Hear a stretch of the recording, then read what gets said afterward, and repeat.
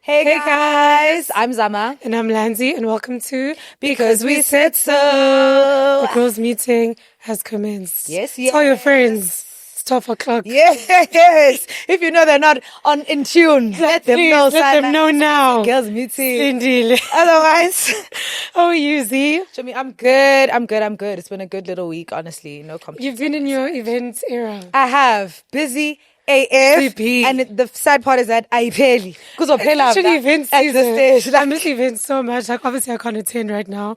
I miss it down. But also at the same time, I'm like, needing to have outfits and especially this time of year. It's a lot. But It's like, a lot. do miss it. Lows. I do. miss my colleagues. And that's so fair. I'm just mingling. Your workspace. Oh, That's I so do. fair. But like, I'll be back soon. Don't worry. Exactly. But events are nice. It just takes a lot out of you as a It person. really does. Whereas also, I feel like in our career, we don't have to interact with others on a regular basis. So interacting is a lot. However, it is fun. It is fun. I'll let them have their thing. There's pros and cons, a little goodie bag, Yeah, exactly. It is So nice. yeah, I'm just been in my busy era. But you know what? I'm happy that I'm busy because you know what? Not being busy was also going to give me a low stress. So all that good fun. Be busy, Chomi. And uzokhathala too early. Show me and give You have a long way to go. keep going. When I'm good, Chomi. Same old stuff. And it But do I'm be like good. that. It really be like that. Moving on to pop culture rewind of the week. There's a lot going on, little bits. Starting off with the Constitutional Court of South Africa passed a new law that you can now adopt, men can now adopt their wives' surnames. Mm-hmm. Crazy stuff. Insane Mainly stuff, but because, valid. why? Should be valid. I think they're also just trying to be more like inclusive of all Progressive. genders, making gender equality in that sense. Okay, If I you guess. do you get what I'm Yeah, saying? yeah. And I feel like fair because South Africa's constitution is great. So Fair. I'm not mad at it. I feel like everyone's like, the conversation I've been seeing is like, we're focusing on the wrong things as the South African government and True. stuff. Like, Ibongo and stuff, like whatever. There's poverty, there's unemployment, there's so many, like there's bigger fish to fry. Yeah. The fact that like that nigga can take my surname, don't care about it. Chavi. Becoming Mr. Kam, I guess. Yes, those memes have been taking me out. Like me. Aunts at my gate is sending me. Like, it's so funny. I feel like the jokes always fly in South Africa. One thing about it, like the jokes will fly. We're not even focusing. We're focusing on my jokes. But to be fair, you guys are hilarious. So I'm going to And take it also, every single I time. get why you can joke about it because which man is going to be like, you know what, baby, I've paid Lobola for you, but I'm going to take your surname. Yeah, and the thing is, some people are mad about that situation. You'll go to, okay, so in what circumstance would I, as a man, be taking your surname? Because people, obviously, in the Lobola process, if I'm the one who's paying for you, you're supposed to have my surname. Keep to put you into my home. You would have to pay him Lobola then, no? And I'm not going to do that. Yeah, like surely that would be I'm not going to do surely that. that would be the case because how is he having your surname? I also don't think there's any case where I'd want him to have my surname. Yeah. I'd rather we keep our own surnames. With you though, would you in general in marriage, are you keeping your surname or are you double barrering or are you changing? What's your POA? You know what? I don't know. Like, I feel like I'd have to get there because obviously I'm kind of bored with my surname. I've had it my whole life. Yeah, like fresh ideas. I'd like to have some fresh ideas. So like, I am open to it, but sometimes I'm like, what if I don't like that surname? Okay, yeah. Like Actually, when it's that those one, like yeah. long, complicated ones. Yeah. Oh, let me keep it to Kama then. But to be fair, you can always change it legally, but like Not on my- to people will still. Of course, I'll be know glad you to as- come in the streets. Yes, that's my thing. Because also that's part of my brand and Yes. like my work. But like, I don't want to walk into a doctor's office and they're like, welcome, Mr. Oh, God. No, I'm actually hearing you. I, for one, am dropping my surname like at my earliest. Same. I'm gone. Like, I am literally taking my man's surname. And to be honest, even if it's bad, like, I'm taking it. Fresh ideas. I am. That's so I'll be fair. completely honest. For me, if it's bad, oh, baby, I'm keeping my thing. But also, I think about like what is a bad surname as well. Like I hear you if it's a long one. Like I have a long, complicated surname right now, so like so for you, that's it for me. I'm like I'm changing. Mine is easy, like GAMA, quick, you know. But like if it's a long one, To be fair, you used to. To me, I'm changing Yeah. it. First name long, last name long. There's a lot. Yeah, everything's long. So if I get an opportunity to have a snack first name, actually, I'm taking it. Take it. For you, it's the opposite. You could get a snack midnight one, and you could have that Mokumelela. It's been fun. I'm out. And for you, it's even worse because there's the R. Is that R? No one knows how to pronounce it. Keshapuka vibe. Like, I mean, you have to drop yours. I don't know. Also, my first name is my clan name, so everyone is fine. Do you get what I'm saying? So for me, like, I should definitely change. Yeah, there's inclusivity in there. Yes, so It's okay. It's all right. It's so okay. Moving on to the other. Oh, I love talking about this just because, like, it's diabolical.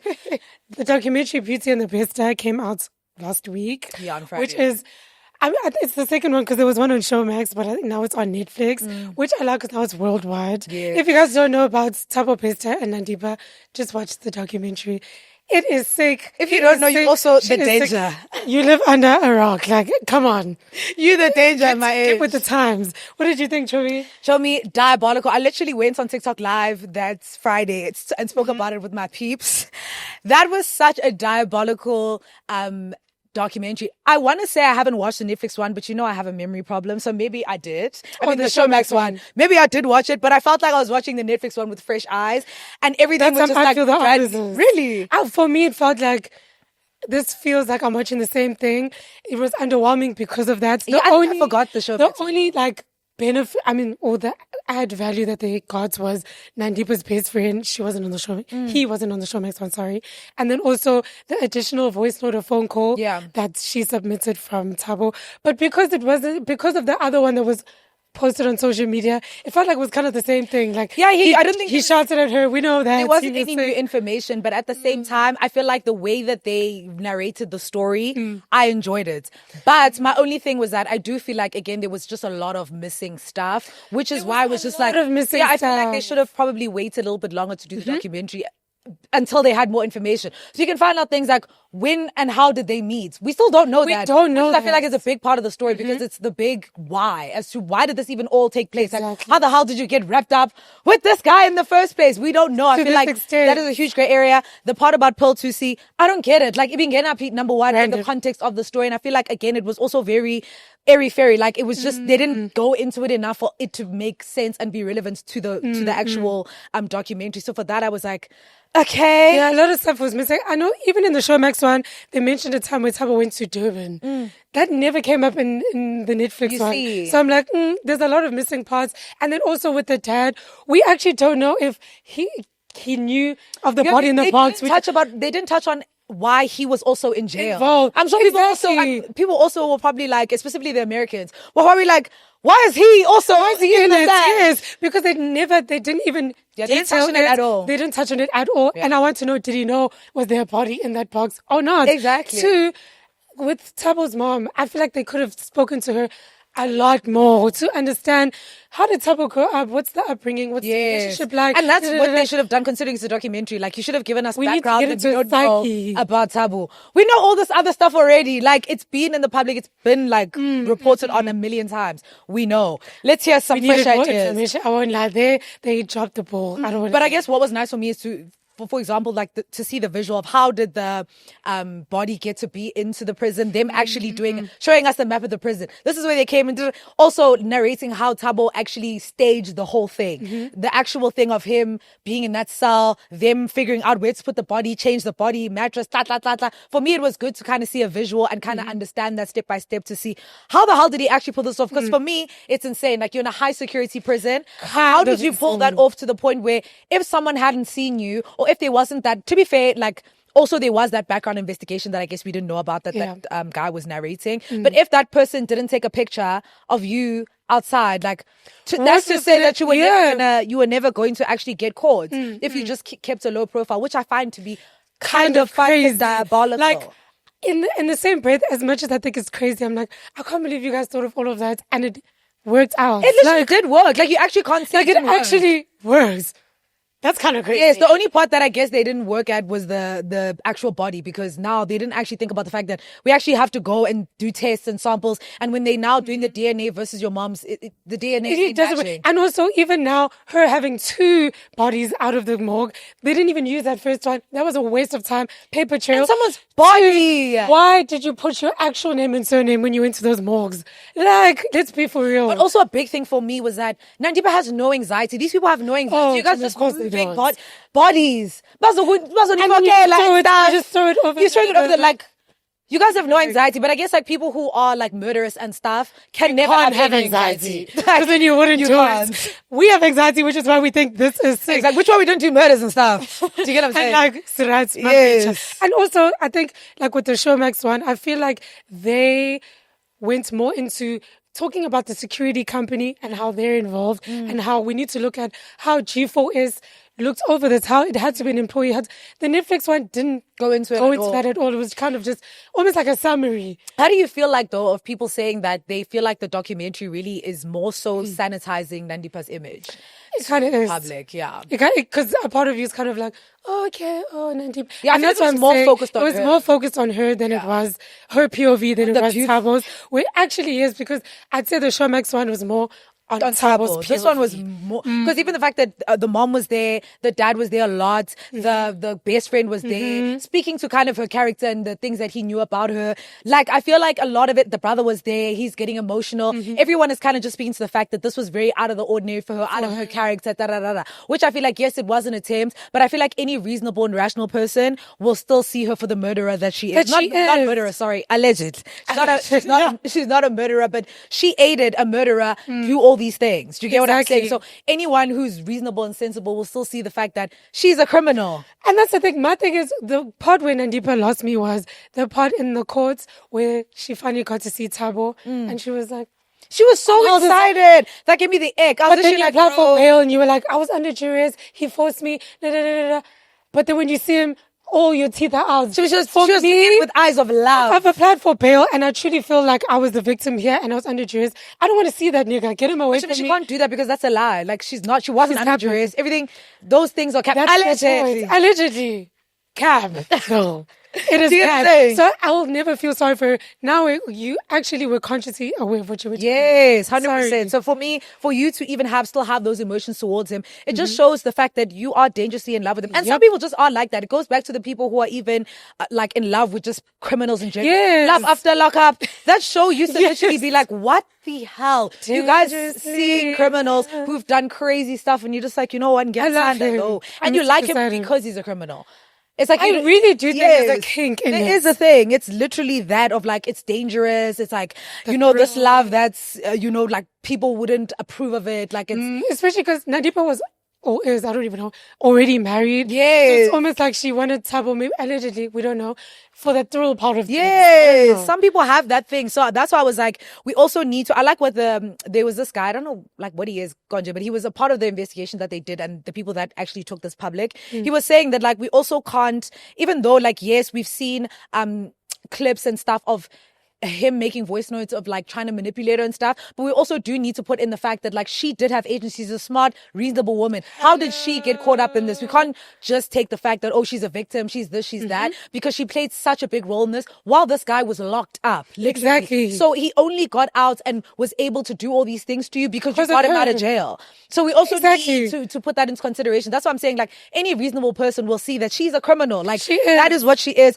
There's nothing that should be able to sanitize that fact. I agree. It's a fact. Also, she could have easily, for example, the time he called her and he was like, I'll kill you if you don't listen to me. She could have just blocked him and moved on because he was in prison. Do you get what I'm saying? So it's like, also, I can't feel bad for her that he was talking to her like that because you kept entertaining it. You released him from jail knowing he talks to you like that so he can talk to you like that in person. Oh, then like, he can do whatever he wants to in your real life. You're taking this danger to society. He's already a danger to society. And now it's a danger and now to you're you. putting him in this in world your so he can house. also be a danger to you and society. What about this Dimase to a society? Hello, and what about her daughters? You're bringing a rapist into a household where there's your kids. Like, She doesn't care. Like, that's the most careless thing you cook can her ever all do. day. Seriously, that's what I'm I saying. really So could cook her all day. she also has to take responsibility for the fact that you've let this dangerous person back into society and you've aided that, which honestly, whatever he does after that, you're also responsible. You are. Because he was supposed to be in jail. And you could have kept him there. Literally. And my thing is, Nandipha, all of this for what? You were doing so well, sweetie pie. That's what I also want to know. I feel like that's why this documentary kind of felt premature, because we need to know, like, why did she do all of it?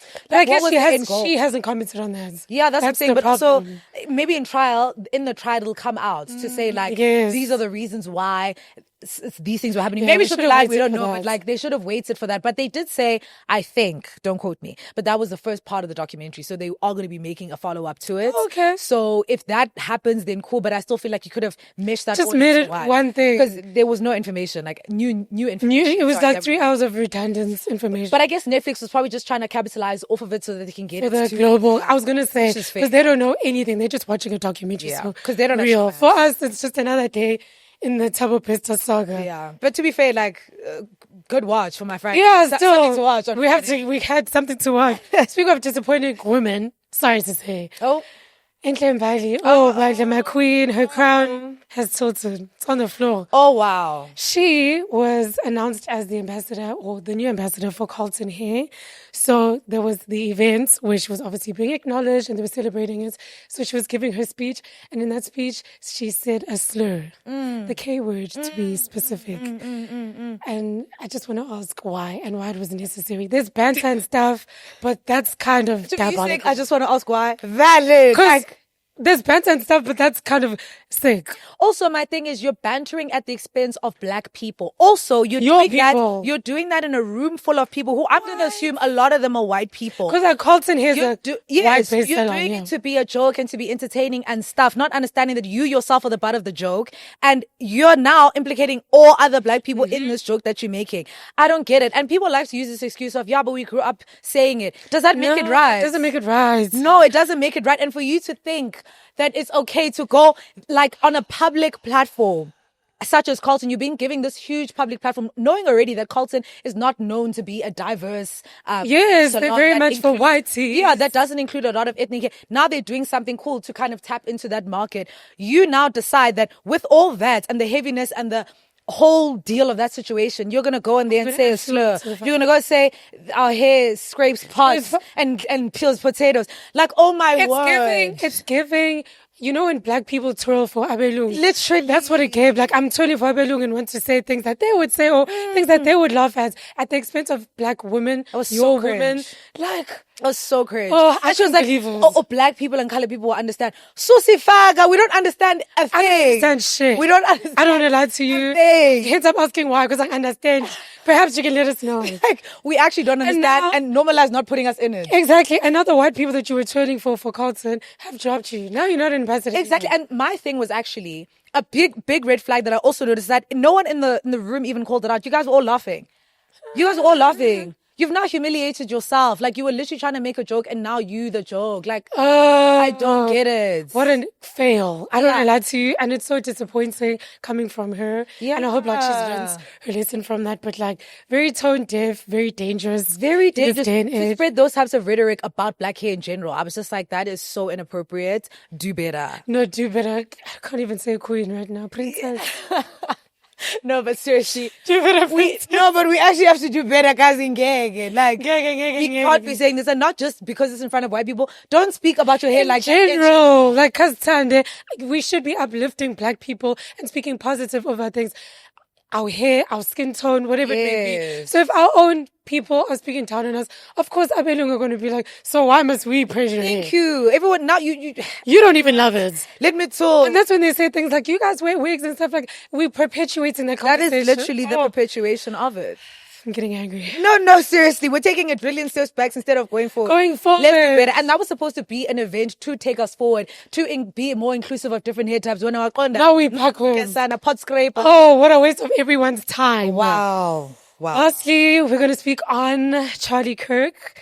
He passed on, I think it's been like 2 weeks now. He passed on, he got shot at a rally in Utah. Or rather, was it a rally? No, it was a debate. He usually goes around debating at universities. Yeah.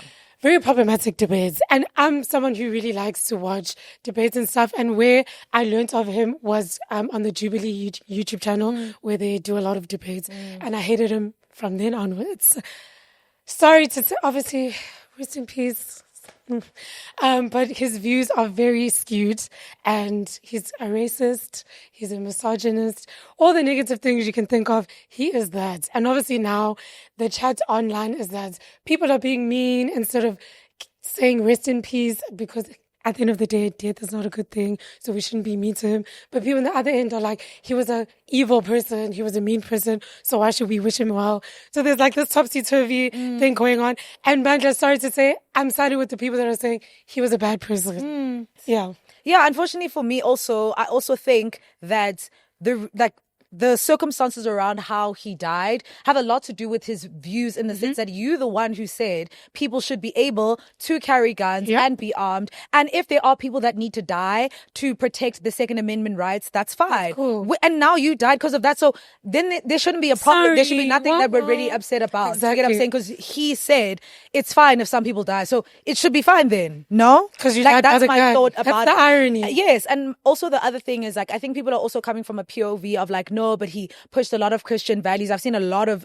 Christian people in the community being like, but he's a Christian man, and we should never celebrate death and anything like that. But I still feel like he says he's a Christian man, but a lot of his viewpoints and the way that he thinks and the vitriol that he would like spray at certain demographics, that isn't very Christian of him. Now is it? Do you know what I'm saying? So I feel like even as Christians, we need to practice discernment, because I feel like a lot of the time people don't do that, and then now want us to accept everything for things that they are not. Because they like to just blanket it under Christianity. And unfortunately we can't do that, because at the end of the day, Christianity has certain values that it stands behind. Love, acceptance, all those things that he didn't stand beside. So unfortunately it's hard for the rest of us to reconcile these two things and be sad about him when he didn't stand for a lot of the things that Christians preach, which is love, inclusivity, all those things. So yeah, I feel like for me, I'm looking at those people with a side eye, because I'm just like, this man literally said things like he feels like black women's brains are smaller. Yes. Things were better when we were back in slavery. If a black woman was driving a boat, flying a plane, that he would ask if. So I'm just like, this person couldn't stand you. That's not to say, guys, that I'm for people dying and getting shot and stuff, but he was. Do you get what I'm saying? He was. I'm not, but he was. So if he's going to die that way, yeah, it happens. Like, Sorry. actually, the rest of us are not for it, but he was for it. So he says, he was essentially saying, like, people who die by the gun are basically martyrs who are fighting, who are kind of just like a product of us protecting the right to bear arms. So you are the same thing. Cool. You also got to die, and it is what it is. It is what it is. He said the kids who die, it's fine because they have to take that L. That's insane. So insane. Like 99.999% of the things that have come out of his mouth are insane. The fact that he even said what's happening in Palestine and Israel and all of that is not real. Like, it's all fake. Are we okay? Like, guys, and unfortunately, yes, we do respect death and we understand the concept of death. But in this context, unfortunately, we have to stand beside our values, our morals, and the things we believe in. And all those things he didn't believe in. He spoke badly about black women, black culture, black people, culture, all these things. So unfortunately, and that's a large group of people that were oppressed by his words. So unfortunately, a lot of us are going to be like, yeah, and that doesn't mean I'm never like a person going to celebrate anyone's death. I just feel like death in general is not something to be like, woo. But at the same time, I was listening somewhere and they were literally like, death is not like a punishment for anything bad that you do. Yeah. Everyone will die. Inevitable. Yeah. Yes, everyone's going to die. So it's not like, oh, I'm so excited because he died. You too will die. Like, everyone dies. That's what I'm saying. Like, we're all going to die. So there's no need to celebrate someone's death. But at the same time, it's like, I'm just like moving on with my day. Like, I see it. I'm sad. Next. Do you get what I'm saying? Like, it's okay to be indifferent. Do I have to feel like, oh man? No. I'm not excited for anyone to die, but I'm just like, I don't like care, because also, why should I care about someone who didn't care about me? Like, hello. It doesn't make sense. Yeah. Those are my views about it. But anyway, R.I. I guess. All right, Alright. rest in. Rest. Alright. No, just rest. Yeah, Icebo, be resting. Ar. Anyways, guys, we're going to move on to our topic for the week. We're keeping it cute, keeping it light this week. We're going to be speaking about groove culture, okay? We're going to touch on it because also we're moving into the woman months, guys. And you guys know South Africa, when we move into the woman months, it's groove one way. So we decided that today we're just going to tap into that. Talk about the ntuntus that we've ntuntued in our lives. Yeah. Okay. And just the different things we've experienced. Because I feel like there's so much that goes on within that. Obviously, we are towards the late end of our 20s. So we have grooved, okay, in our lives. We're not those people who are like, home bodies and stuff. No, we are not. And also, I just feel like it's interesting. And I wanted us to just touch on this, the changes of groove. Because I feel like groove has changed so much from when we were back then. Yeah. So I wanted us to start with when you started grooving. When did you start grooving? How was it like back in those days? I started saying back in those days. Because it is those days. Yeah. Skukile. Hey, Vanda. I started grooving at 16. Yeah. It was grade 10. Young and having fun. Was that the first time you went to like a club? Yes. Situation. Also, because I was seeing someone who was in matric. Okay. So he'd go out a lot. So one of the days, he had booked like a B&B. And then he was like, we're going to go to the club. And I said, Claire, I'd like to see what this guys, is we like. don't recommend, hey, for Yeah, you please. guys. But like, I was underage. I was truth. not supposed to be there. But hey, that's what happened. It happens. I went to, the first club I went to was called Boulevard in Durban. Those who don't know, yeah, I'm showing my age. Shit. Anyway, I went to Boulevard and I remember I couldn't believe it. I was like, oh my God, like I'm at a club. This is so cool. And the only drink I knew was cranberry and vodka. That's all I knew. That's all I ordered. That thing I had had in a choke. chummy and a choky. I didn't know what else you drank. So November champagne and stuff. Nope. So I remember drinking that. And I remember in the section next to me, Al Vovo was there and I said, oh my God. Yes. Oh man, the being young is so random. It's so random to me. But at the same time, I remember feeling like, oh my God, this is a lot. Like it was overstimulating. Me not talking to you every 2 seconds. It was very overstimulating. But like, I was like, you know what? Keep it going. Let's see. So that's when I first started clubbing. Yeah. And I just kept it going. Then Good Sunday, things like Those that. things like that. For me, I don't even want to lie to you. The first time I recall being in a club, and this is so bad, like, was probably when I was like in grade 8, grade 9 was the first time I went to Space Bar in Cape Town. I don't want to say, is it a club? It is kind of a club. It is. You weren't supposed to be there. I wasn't supposed to be there. It is a club. And yeah, I felt the same. Everything was overstimulating. And I'd gone there with a bunch of people from high school. We were all high school kids at that club. And yeah, same thing. All we were drinking was a Smirnoff Spin at the time. We weren't even drinking. You guys were better drinking cranberry and vodka. Tina Mesisela is spin and that thing, guys. I think after. It kind of really spin. No, spin with that bottle. Literally.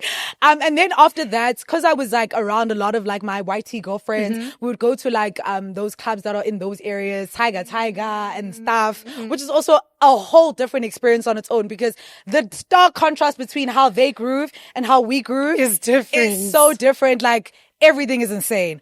But those are my first experiences doing it. No. I also wanted to say like when I was younger, like 16. At the time, grooving was just so that I can drink. Like, because, sorry, I'm not condoning this. Because I was young and you don't have access to drinking, a lot of the time I do it to drink. And I realized that when I got older, it's, oh my God, I actually just did it because I wanted to drink, which is not a good thing. It's not a good thing, guys. Alcohol is like a cool. And like also figure, you'll turn 18 in pause. Yeah. But that's one thing that I did learn, even in as much as, yeah, like I had fun moments and stuff. And also, like, I was doing diabolical stuff. Like, there was no reason for me to be out and about, like, staying at the house and stuff. Like, girl, if you don't stay in a house. And I used to sneak out from my life. Like, I was in my thing. So, even now, looking at it in hindsight, I'm just like, bro, was there a need? Like, everything that you did, like, you're fighting to groove. That was the, like, diabolical part. Like, you're fighting for your life. You just to pop and lock a little. Like, there was no... just to drink some spin. When I looked at it in hindsight, I was like, girl, like you were doing way too much. That's the thing, just to dance a little. Being young is that you feel like you're falling behind. And you're not. Like, I promise you, literally, you're going to groove so much that you're even going to stop. And there's so much time to groove. Specifically, it's better to groove when you can groove freely. You can drink freely. Because that thing of stealing alcohol, that's when the danger comes. Like that thing of you trying to steal a groove, trying to steal a neck, you're trying to... Going out, like when I'd sneeze out and stuff, there was an adrenaline to it. I don't know, like, true, there was, but at the end of the day, still, I'm still like, bro, being free, like being free is so much. Being at varsity, drinking openly, you can even drink in your room. There's no need to stealing neg. And sometimes I'd go to group and not even know how I'm getting home. Like, I'd clap, shy your phone, be like, okay, now what? And yeah, but that's the nice part about being young. You just don't give a fuck, like, about anything. You don't. You're living for the moment. Which is not good, guys. It's not, please. We have to keep prefacing. Not giving a fuck is not good. It's not good. Okay? But like, Magudumana and stuff. But I was going to say, how do you feel about the stark differences between groove culture back then and now? Because I feel like back then, groove was a lot more strict in the sense that you're not getting in the club if you're not wearing a heel. You need to be dressed in a certain way. You need to look good. There's also like things, sometimes, most of the time, men had to pay at the door, things like that. All those different things that I feel like made, even though we were sneaking groove like every second we could, it still made like you had to think about it before you went to groove. Like you wouldn't just show up to groove. Whenever we went sweatpants and bare face. Literally, there was kind of like you need to look a certain way. You need to show up as your best self. Like you're not getting in, and like at the door, if they look at you and they don't feel like you're dressed to the standard, you're going home. And they used to check IDs. I feel like they don't. Yes, they used to check IDs. They used to do a lot actually that they don't do anymore. So how do you feel about the differences now and then? Because I feel like honestly, it's a whole new world right now. It really is a whole new world. I just feel like there's so many differences, even like from, like you said, the entrance thing to even the club itself. There used to be dance floors. We used to go to the dance floor and pop, lock and drop. There used to be high stools. You didn't have to have a section. Yeah. There used to be high stools where as long as you get there, free before 10. Ladies, free before 10. What happened to free before 10? Nah. We used to get to the club, go have past 9. The club is empty. Yeah. But it's fine. We'll wait for it. But you're getting a free entrance. Spin, sit on the high stool. Then maybe 11, 12. The niggas start to come in, then maybe someone says, come to your section.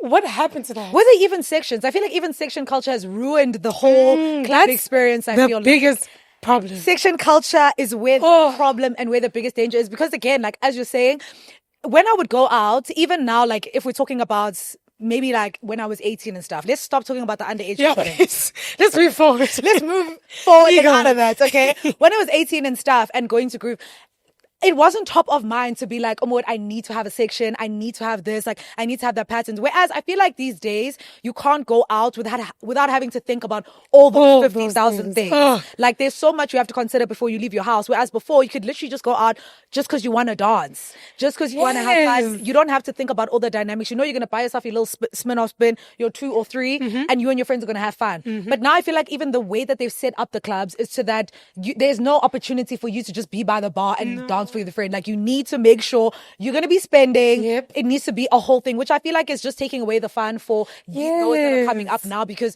they obviously, when you're a student, you don't have money to buy bottles and stuff. But I want to shake my ass at the club. And that's such a good point, because, for example, if we out for like drinks and I feel like a little, groove nyana, we, Zamina, can't be like, okay, let's just get up and go to the club.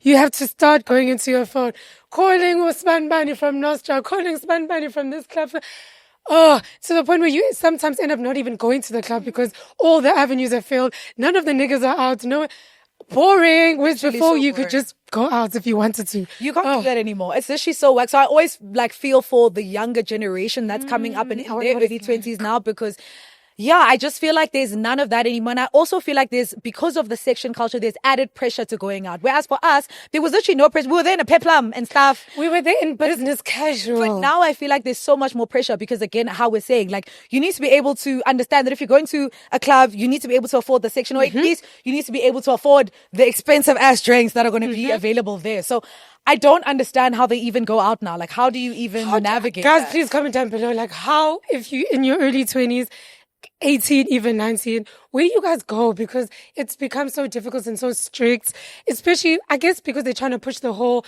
ballers and rich niggas, then like, good for them, but can't we have both? Like, have a section. Like that's what I'm saying. Also, let's bring back having bar stools, having stools by the bar. Like, hello. Yeah, and to be fair, yes, well and good, not all establishments are going to be the same. But I feel like we've lost the art of letting there be something for everyone in the club space. Because people are always going to be like, yeah, but you don't need to go to the club. You can go to a bar, people don't want to go to bars sometimes. I want to go to the club. Do you get what I'm saying? And also, the artists that you're trying to hear are not at the bars. At the club. Kamsa isn't going to be at that tavern. Exactly. Oh, but maybe he actually is going to be there. But my point is, he's not going to be at a bar as opposed to being at a club. So you want to go to where your favorite artist is.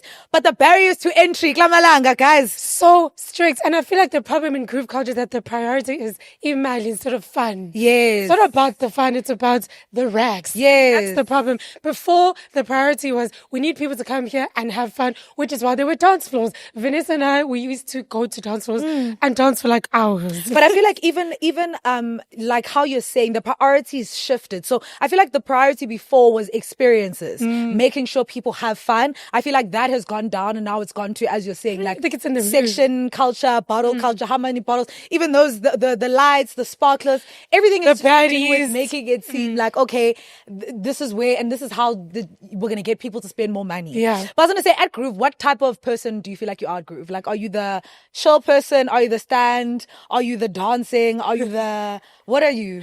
I feel like it depends on the vibe and the day. But for the most part, I feel like with a stand, like stand in the section, dance in your spot. Obviously, I'm not like Zazise, no. But like a little 1-2-1-2, you know, having in hand, drink in the other hand. I feel like I'm that person. Yeah.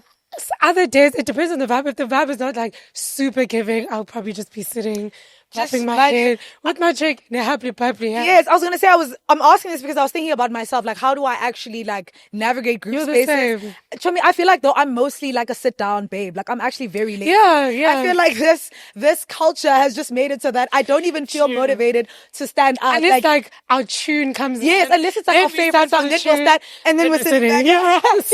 So I mean, I'm not the person who is just dancing for the sake of dancing. I'm sitting. I'm dancing when down. the tune comes on. But I also think it goes back to that thing of maybe it's also just with age that I just being perceived all the time. It's just like now I'm being perceived. And yes, you're supposed to release your inhibitions, but I'm still a person. At the end of the day, like, people can see me. People can actually see what I'm doing. Also, I think also like in your section, who you're sitting with adds to the vibe. Sometimes if you're sitting with people that are a vibe, you're even standing more often than not. Yes. And if you're in a section that's mid, you will only stand for your tune and you're sitting most of the time. Sometimes you're sharing sections because the club was full, so you don't even know half the people in the section. So it's kind of awkward and uncomfortable. And then getting into the girls that are looking at you up and down, it's awkward in the section. Or someone who's really happy because the people are giving you a stank eye. So I was actually I want us to get into the section culture of it all. Because I feel like on social media, they always have debates about how things should operate. And I think I was watching a video on TikTok. I want to say it was a video on TikTok sometime this week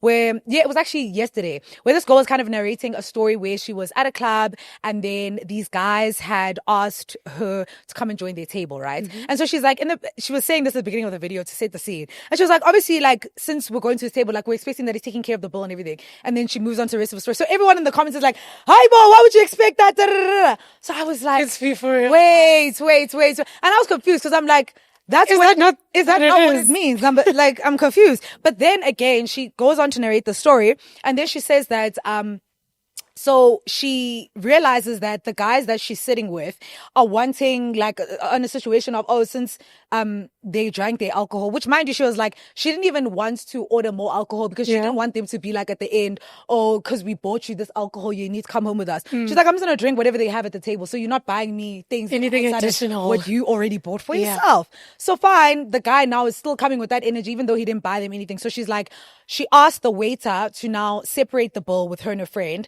just for the food and what was it? I think food and maybe her friend ordered a cocktail, whatever. Cool. She pays for their bill on the side. So now when that guy is saying that to her, she's like, King, I literally not going home with you. And also you didn't pay for anything. But even with that, I wanted us to speak about it because I feel like a lot of the time it is a thing where people have this notion or even men have this notion of, if you buy someone something at the club, it means you owe them something. And I feel like that is again a stark contrast between what we grew up in culture knowing, because on a normal day, a man who wants to talk to you or get your attention will just be like, hi, Lanzi, you look really beautiful. Well, not Lanzi, doesn't know your name.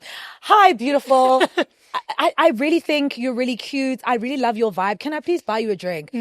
If you accept the advance, he buys you a drink, you have a little conversation. Oh my gosh, that was so lovely speaking to you. Can I please get your number? Oh, thank you so much. Take my number. Whereas these days, Banza, that is just not the situation. Like, it doesn't happen like that anymore. It's okay, if you buy me a drink, there needs to be some sort of expectation that I'm going to go home with you or something's going to happen, which is diabolical. Like, buying me a drink doesn't mean anything is going to happen. Give you my number, go home with you. Exactly. Fry these chips. But nothing. number two, there could also be a scenario where I feel like men also just, there's an entitlement to your energy and to your aura without having even done as much as coming to introduce themselves to you. Yep. Which is another pandemic that I feel like we're moving into, because what do you mean you've just seen me and you're calling the waiter to come and get my number?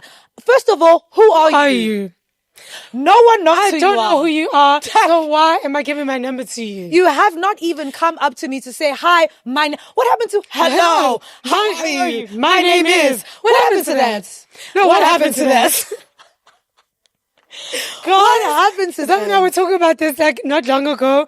Men don't introduce themselves anymore. Men just send waiters, and it's happened to us a lot in the past few weeks. Where they'll just send a waiter and be like, some guy wants to buy you a drink. Oh, no. Some guy is interested in you. Okay. But even some guy wants to buy you a drink is also inginga, to be even honest. The drinks one. Come up. Hello, my name is. Can I please get you a drink? Sure. Guys, like, what's happening? We're losing recipes, I feel like the problem is that because a lot of other girls do agree to that thing of, okay, let me get a drink. Niggas think that we all want the same thing. I'm good. I was going to pay for my drinks anyway today. Do you know what I mean? So if you want me, I need you to step up to the plate and just say, hi, how are you? Nice to meet you. I'd like to buy you a drink. Cool. We have a little exchange. I give you my number. Screaming access. That doesn't happen anymore. It's literally so diabolical. And I also want to understand how and when we got to this place. I feel like, again, as you're saying, it is also because some of us are just willing to take the easy thing, which is also fine. But at the end of the day, as a man also, you need to also like put your stuff. Not all women are the same. And so I feel like you should start and go into every situation just like, this person doesn't know me. Let's be respectful of each other's space. Again, because in general, guys, you don't send other people to go and talk to other people. It doesn't make sense. Like, you are a stranger to me. It doesn't matter. And I think also in the of having money has also gone to people's heads, because now you don't feel like you need to do the basic human and decent thing and to go and introduce yourself to people. Like, you just have to throw money at me. Exactly. And again, I also hate this narrative that people come with, that if someone buys you something, you owe them anything. Guys, we can go and sit with you at your table and be laughing with you for 3 hours and then leave. That's fine. I don't have to go home with you.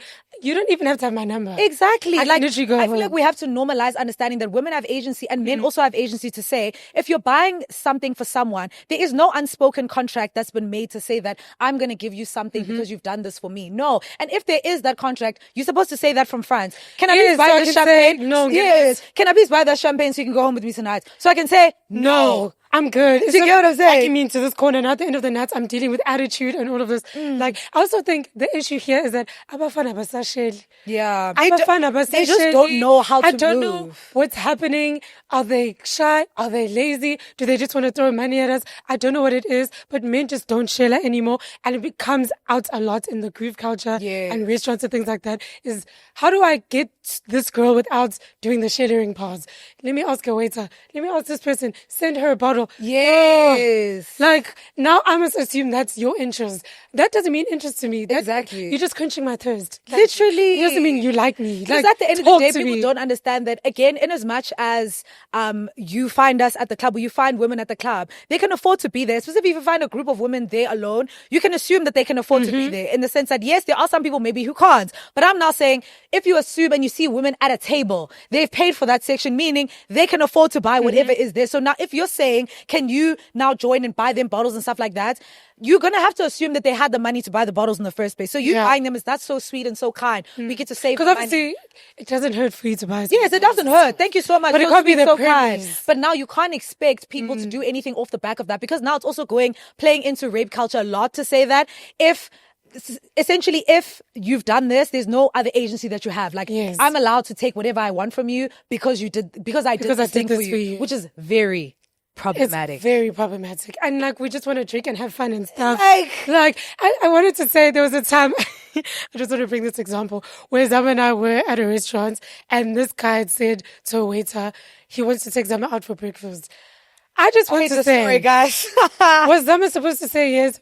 Based on what? We don't know what he looks like. We don't know anything. He hasn't even offered that very drink. Okay? Nothing's happened, but Zama's supposed to say yes to having breakfast with this person, to a stranger. Does that make any sense? A whole breakfast. She must wake up, shower, do her face beads. Go out and with a stuff. stranger. Go out with a stranger. Guys, as men, I feel like you guys are losing the plot. And I feel like that scenario, I feel like just prompted all our strong feelings. Yeah. That bit After that, we were like, so long. what We the were like, fuck? this is the most diabolical thing you could do. And I feel like a lot of men have gotten used to that because again, the next girl will be like, yeah, sure, I will go. Where are you going? Where are you going? I must you don't even know this He person. hasn't even courted you to get you to get to go to the breakfast. Exactly. For me, like Mang Shela, when you say certain things, then I'm like, I actually would love to do breakfast with you. But if you haven't done the process before, yeah, Where are we off to? I'd rather go to breakfast with my friends. Like, And I was going to do that anyways. I don't know, go with the stranger. Exactly. But guys, I want us to play a game because Here we go. I'm in my game era. So the game is just called, it's not called anything. It's group red flags or green flags, okay? So basically you're just going to say if the thing that I read out is a green or red flag, okay? First one says, a guy buys the whole section champagne but refuses to sit down with you guys. Green flag for me. As in, like, he's not in our section. Oh, that is a green. He's so green. That is my favorite. It's my actual preference. That's my preference. Like, that is when my he preference. buys you the bottles and he's leh on the other side. Guys, we're the men like that. You guys need to start showing yourself. And there more used to be because men like that. So we're petty. I feel like they still are, to be fair, but I feel like true, they are true. fewer and far between. But like, guys, normalize also just spending on a woman just because you want to. To me, these men want And run away. They want to sit next to you so someone can see us and say, oh, I bought Lanzi, Kama, and Zama bottles. Niggas are like that in this Joburg. But also people feel like it's so not embarrassing to know like that someone bought you bottles, like as they should. Because also, guys, Verve is kind of expensive and stuff. You get what I'm saying? And like love it, loads. Buy me bottles is perfectly fine. Like you trying to use that as something, like when people go in and are trying to tell people, what are you trying Why? Valanumlo. Close your mouths, like as you should. Do you get what I'm saying? Next one says your friend insists you all leave group early, but at 3 a.m. she's still turning up in the middle of the dance floor. So essentially, she said the president that you guys are leaving early, but at 3 a.m. she doesn't want to go home. I think it's beige because beige. Amber, yes, Amber. Because. Yes, I was probably bored at first, but then he comes with a small cave. Comes like, and he picks up those decks. Like, it's on the deck. I have to stay. Sorry. Initially, it was kind of boring because I don't know who was playing, and that person kind of sucks. But now, drinks are flowing, Habli is puffing. It's puffing. Sometimes the Habli starts off work, and then all of a sudden it's great. Also, I just feel like in general, sometimes your night, like, it's not coming together. Do you get what I'm saying? Yes. Like, at the beginning, you can't maybe find a section, or maybe the section they give you is small. You're trying to get in. So everyone is just pumped. Kind of energy awkward and down. stagnant. So then once the alcohol starts flowing, the music starts pumping, you're like, you know what? It's not that bad after all. Life ain't that bad. Hi, that bad. Hi, that So bad. Amber. It's so fair. Okay, It's 3. not green. Girls join your section uninvited, but they bring their own bottles. Red. Because you brought your own bottles, good enough, but ask me first. I hear you. Like, whether you brought your own bottles or not, without asking.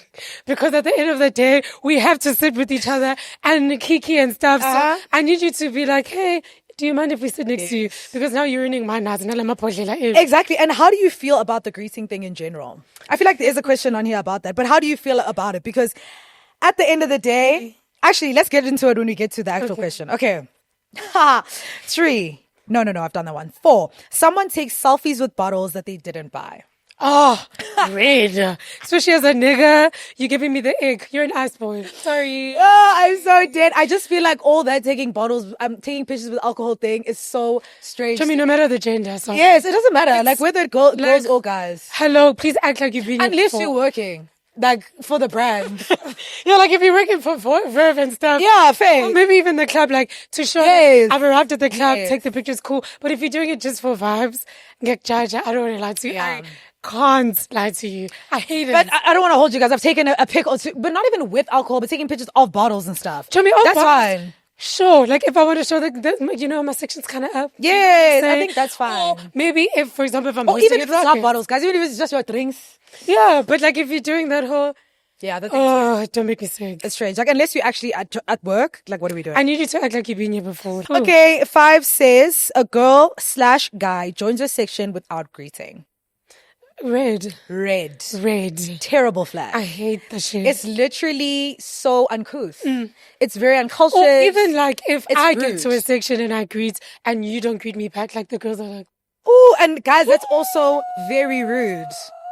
And also, screaming. but also, I feel like this greeting conversation always comes up because I feel like people always, a lot of people are coming from the POV of they want a personal greeting, which I feel like is not realistic in a That's club not setting. realistic, yes. To say, hi guys, suffices. That's enough for me. Yeah. I don't want that to. And actually, this has come up before where I've arrived somewhere and there's people and then I greet like, hey guys, because I'm not going to greet each person individually. Then the chat afterwards was, she doesn't greet.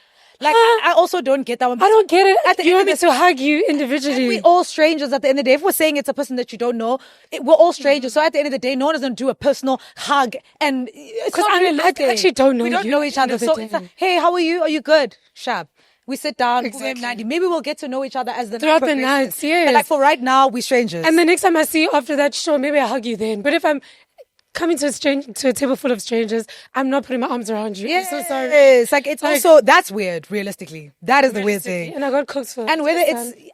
And people I was need to so put their tools bored. down, but whether it's men or women, because also I feel like men also don't, like men who maybe it's like a friend of someone who's gotten the section, now they feel like they don't have to greet. I don't appreciate They that. love that. And most of the times, it's the ice boy who doesn't greet. Sorry to say. Ice boys are catching Sorry a to lot say. of today. Ice Do you boys guys know that? annoy me because you are getting they like to perform, but at the end of the night, dove. It's silence of the lamb on your also, side. I wanted to ask, do you feel like, obviously this is only pertaining to if you in our industry, for influencers, do you feel like we also have that pressure of people being like, oh, because you're an influencer, you have to greet, because then it becomes, oh, influencers don't greet. Yeah. Oh, she thinks she's better than us because she's an influencer. There is that pressure, but I don't feel it. Do you get what I'm saying? I know people will have that expectation, will have those thoughts, but I don't really care because but outside of being an influencer, I'm Zama. I'm Lanzi. Do you get what I'm saying? So I'm not going to do something that makes me feel uncomfortable just so that I can overextend myself to make other people feel comfortable. I do what I would do whether I'm an influencer, whether I'm whatever. I'm going to come to a section. Hey guys, how's everyone doing? You well? Oh, my, that's so great. I'm going to sit down.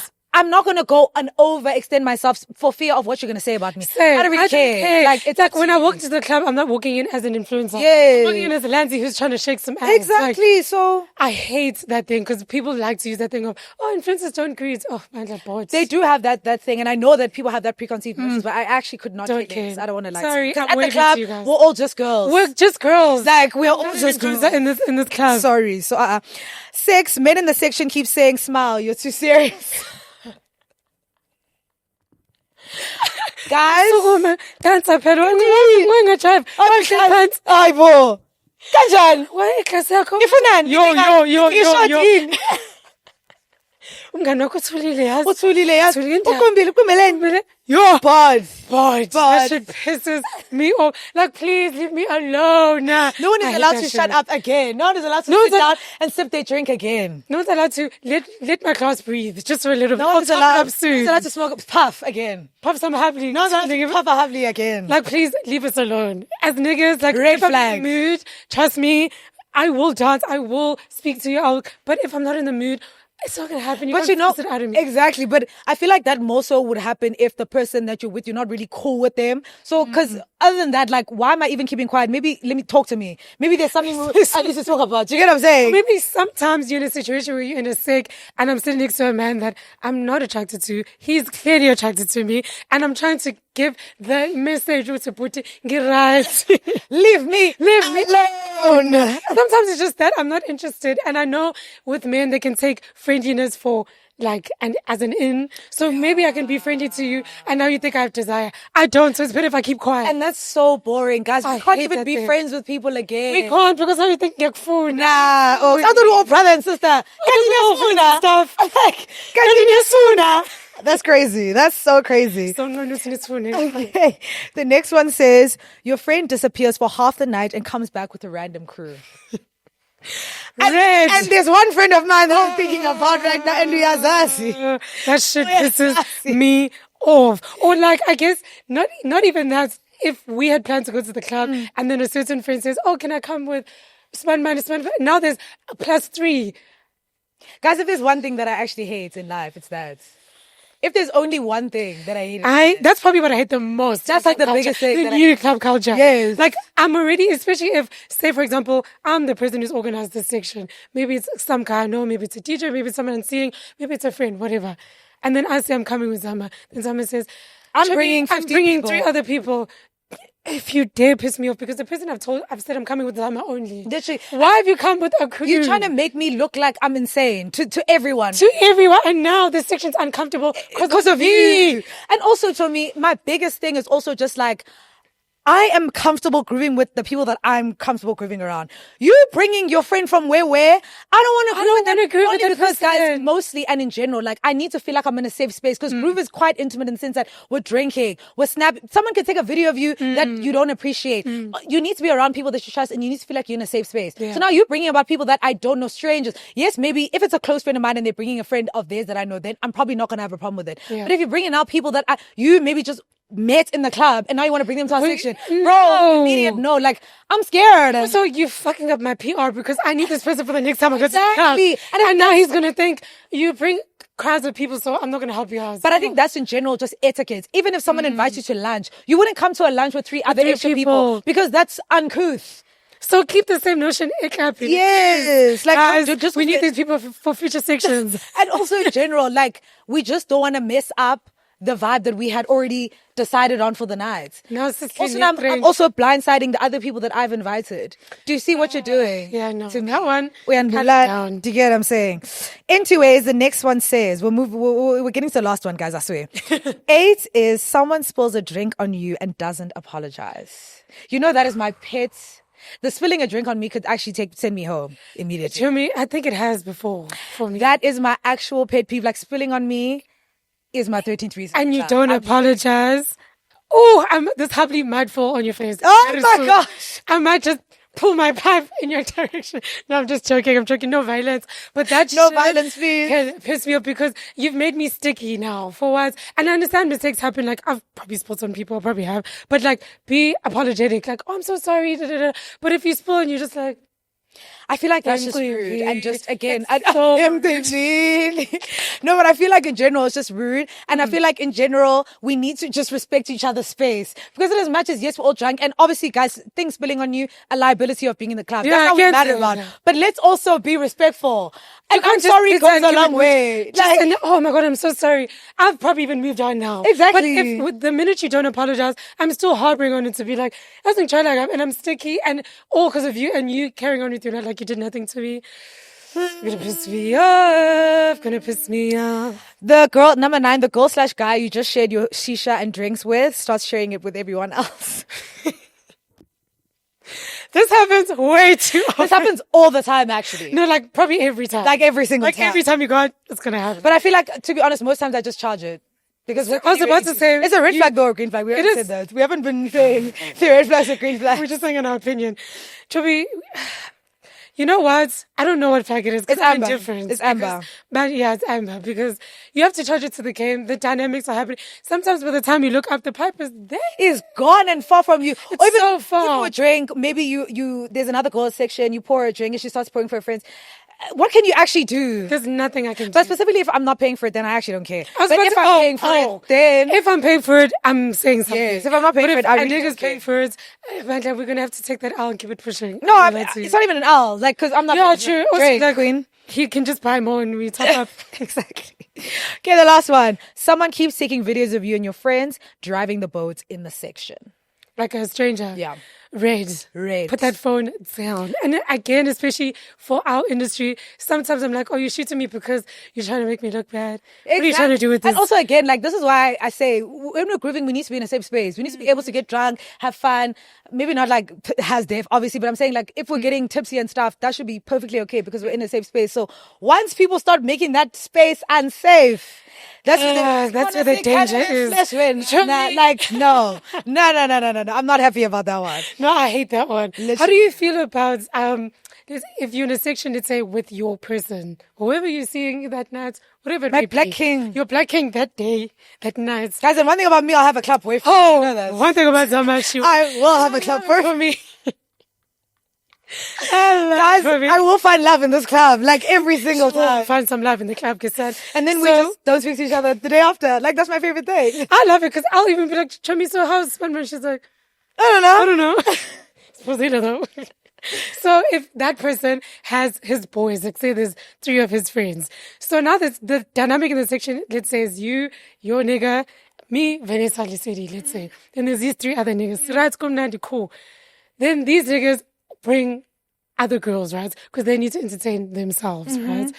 That does affect the dynamic to a certain degree. Okay. But there's nothing you can really say because these niggas need their girls. They do. And we're not the girls in question. And Lanzi, Vanessa, and Lisidi don't want to entertain him, and they don't need to. Fair. How do you feel about that dynamic? Because sometimes I'm like, I get it. You niggas need your girls. Valid, but then sometimes I'm like, oh, I have to engage with these girls, and sometimes they're not the nicest, and sometimes they're weird. This is why I don't like to go out with my man and his friends. Do you get what I'm saying? This is why, because also you have to charge it. You have to let them. You have to charge it because they are allowed to. The niggas need their hands. They can, and whoever they choose to sit with, you have to charge it because at the end of the day, you with your man, they don't have ladies. So they need some girls. You have to charge it. That's why I feel like going out with your man and his friend is not important. My man can bring a friend, and we go out with my friends. I agree. That's the ideal scenario. Once it's him and his whole squad, unless it's his birthday, when it's the whole squad, and that happened to me. I remember there was a time where I'd live, and I was in that situation where a friend boards.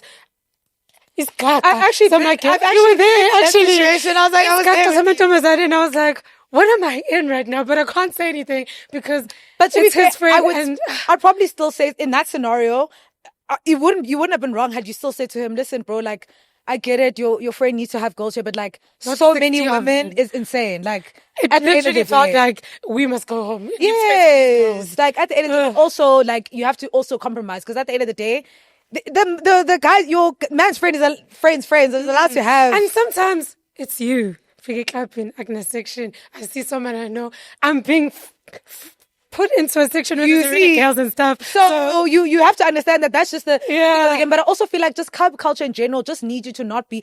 There's certain things you can be strict about, but other things you just need to be able to charge it. Which is again like why I think also as we've grown up, we've kind of just minimized the going to the club as much because there's just certain things that you can't internalize everything. You can't think piece everything because the nature of club is ipambene, like literally the place is sick. So at the end of the day, it's not everything that you can control and focus on and hold on. It's like things don't make sense. So that's why I always say like the people who decide to be homebodies, that's so fair. But every now and again, be in the club shaking that nyash because it is fun. It is fun, especially like when you haven't done it in a while and you just hit that club. Woo! So then now me and Lanzi, we were even in the era we can go to clubs wearing sweatpants and stuff because that's where it's gone to. But again, just to show that it can be an off the whim situation. So some things don't focus on them, and if you have, don't deep it. You actually can't because the club at the end of the day. I just like all in all really miss the fun part of clubbing because right now, another thing we wanted to touch on just to wrap it up, I feel like another thing in the Joburg club culture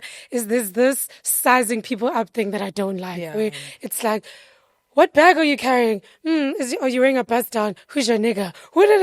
Oh my gosh, if only we could all just come together and groove and stop caring about who's wearing what, carrying what, drinking what, all of that. The sizing up really bores me. And also, especially in sections where there's the who's who of who.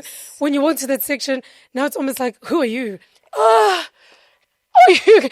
Please. No, but actually. You literally walk into a section and start to feel like, oh my God, I'd actually rather leave because it kind of feels like, unless you're not of this caliber, I need you to not be in this section. Because now they're looking at you, taking that bottle of air because it's like, do you even know what this is? Oh my gosh. That's the one thing in Joburg culture that's what makes it dead. That's what makes it like, has made it bad. I feel like it's just that there's too much pretentiousness and people are going to the club for reasons outside of wanting to groove. Which is why, again, like I'm bringing up we can literally just be out having lunch and decide we're going to go to groove that day because we're genuinely just going there to keep the good vibes fun. It has nothing to do with us needing to get there and having to prove something to people. We don't need to go home and put on our best down and put on our high heels. We're getting to the club to prove something. We're getting there purely to keep the good vibes going. I'm going to drink Verve in those sweatpants. Yeah, do you get what I'm saying? Like, even with that, even if we don't want to drink Verve and we want to drink Hennessy, it's fine. I feel like we don't need to go to the club but I guess there's some people who feel like they need to do that. And maybe it's a privilege for us to decide that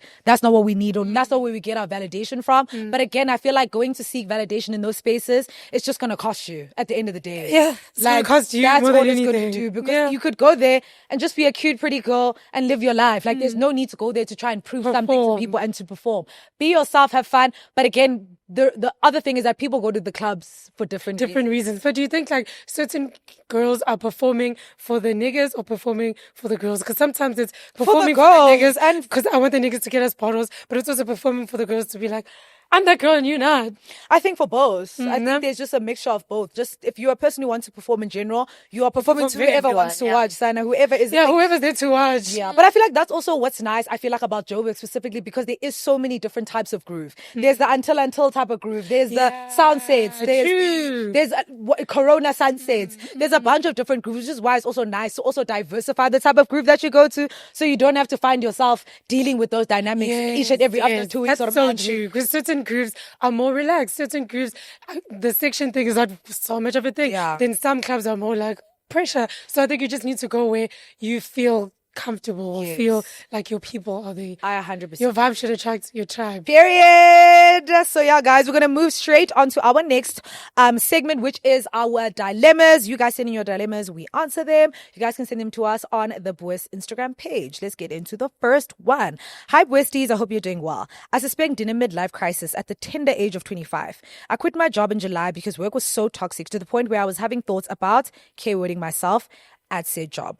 My parents moved me home ASAP Rocky, and it's been an experience to say the least. I've not lived under their roof since 2019, and having to let them know of my every movement is an adjustment. Not that bus strict, but just informing someone of my plans seems tedious. The crisis I find myself is 1, being unemployed and having to depend on my retired parents. I've had thoughts of going to my sister for a bit for upolisa in Ngondo, but she lives with her fiance and I don't want to become their burden. 2, having to drop out of my honors program because the depression ibin being a washing, and now feeling like a failure that quit because of a hiccup. The hiccup being my toxic ex job. My parents are fairly understanding that I am still taking it day by day, and that Rome wasn't built in a day, and my mental health is still not going to suddenly be perfect after only 2 months. I feel like I made a big mistake by quitting because it's not like I didn't have bills to pay when I quit. And Sana Amakyala are calling every other day. I'm actively looking for work, but nothing has been fruitful as of yet, and the company's calling is triggering the anxious nerve that made me quit in the first place. I guess she just wants advice on how to go, to proceed through her midlife crisis. Unfortunately, it's one of those easier said than done type of things. But I think her saying that her parents are understanding of her situation is great in itself. So at least you don't feel like, oh my God, I need to get out of here. So you need to be grateful for that. But I think in terms of you feeling like you need to report your every move, just maybe explain to them and say, I don't want to feel like every single thing I have to explain to you guys because it kind of worsens the situation for me. I want to feel a little more independent. I get it from a safety perspective, but I think if we can just lower that so that I don't feel so, I'm living at home, right? Yeah, but the thing is, you can't do that though in your parents' house for the most part. I guess also I'm speaking from my, because I'm at home now. I feel like for me, I just say, I'll communicate and say, I'm going to such and such a place. But I think that's what she's speaking to, is that the communicating is obviously making it, she's not used to it since she's lived on her own. So now she doesn't want to communicate at all. Yeah. Okay, then. I don't think it's not like she doesn't want to, but I think she's just like, it's an added thing on her list of things to do. Because the thing is, when you move home, like you have to do whatever rules are being implemented in that household. Unfortunately, you have to follow them. Like you can't come with your own rules to your parents' house. Do you get what I'm saying?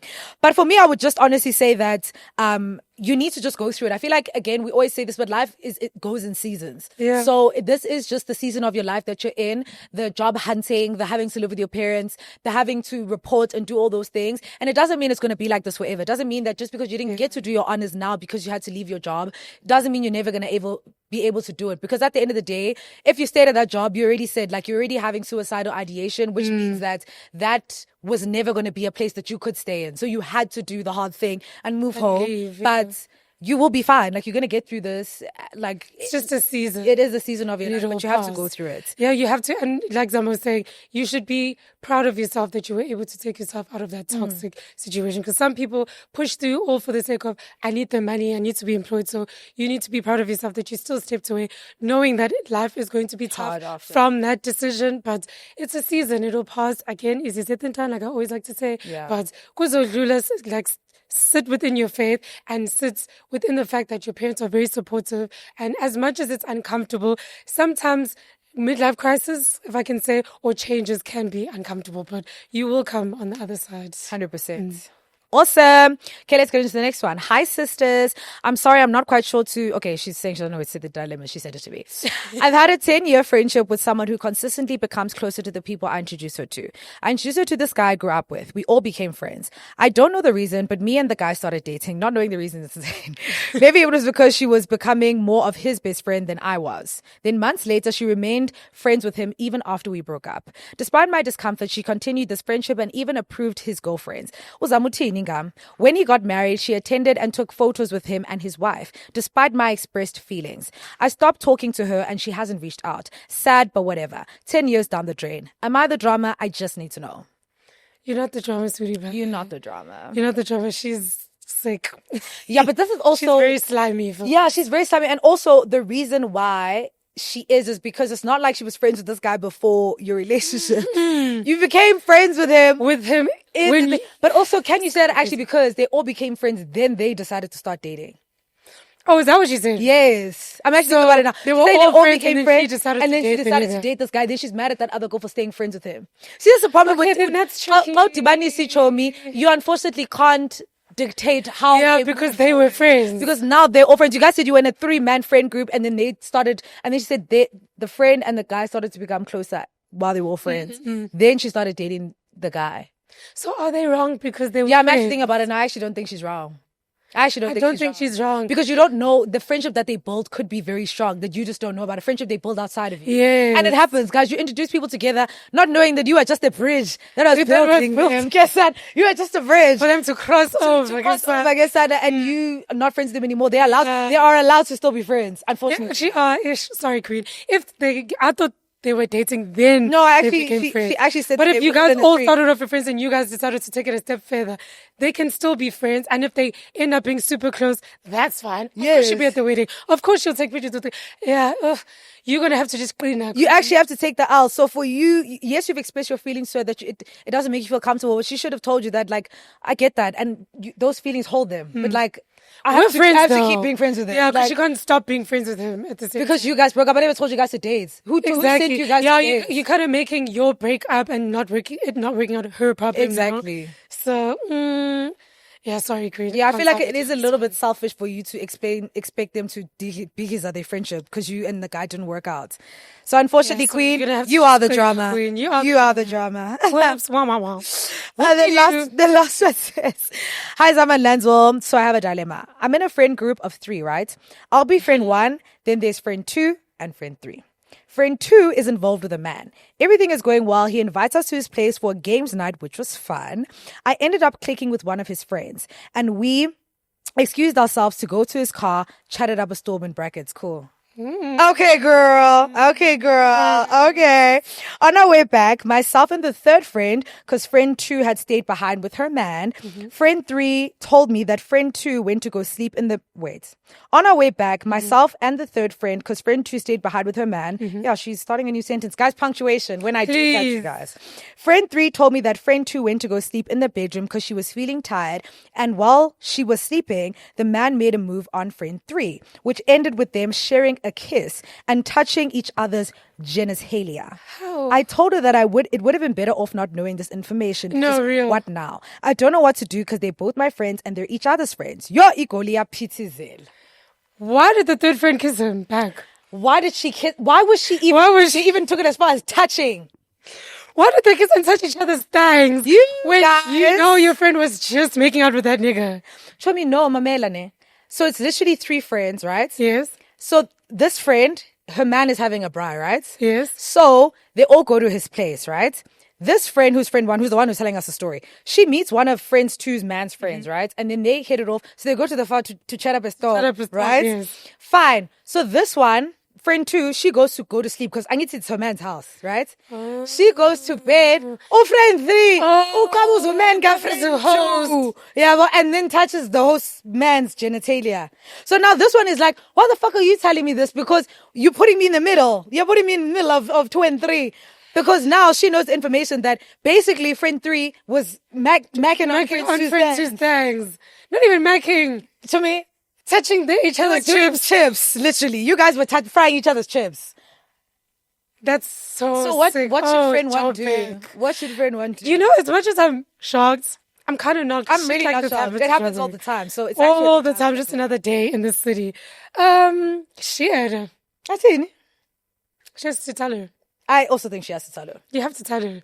Unfortunately, it's not an easy thing, but you just have to tell her to remove yourself from the situation. And you need to the even minute tell you don't say we are stuck. dream. Yes, everyone must be told. Say, I'm aware, and then also tell the friend this has happened. Because the minute you don't say anything, now you've inserted yourself in the situation. And may poor man, you in it to win is to lose it, in fact. To lose it. And To even lose if you it. lose it, at the end of the day, you have to understand that since they are both your friends, it's very wrong of you to keep that information to yourself. That's why I'm like, friend 3 is sick. Why are you telling me that? Sick. Why are you telling me that? Because now... Why did you do it? Yes, but why are you telling me that? She should have not done it, obviously, but now that she's done it, she should have kept it to herself. I don't like to, because telling me is going to do what? What the hell do you want me to do? Because it's going to come out now. You might as well have just told the friend to yourself. I agree. Because now I have to tell her. And I'm telling her. Y'all are going to know you're going to be on you that have to tell three-way her, call. sorry. It's like that three-way convo. You're all coming. One woman and know that. Guys, them taking as far as genitalia is the crazy. You guys are nuts. Also, you in the house. She's sleeping in the next room. Yo, ngiyanisaba. This manga. Ngiyanisaba. No, Nyazenza easy manga. Scary. Scared of you guys. Oh, anyway, moving on to musings. This is where we tell you guys what we're listening to. We have a playlist on Apple as well as Spotify. What are you listening to, ZX Online? This week, I am listening to...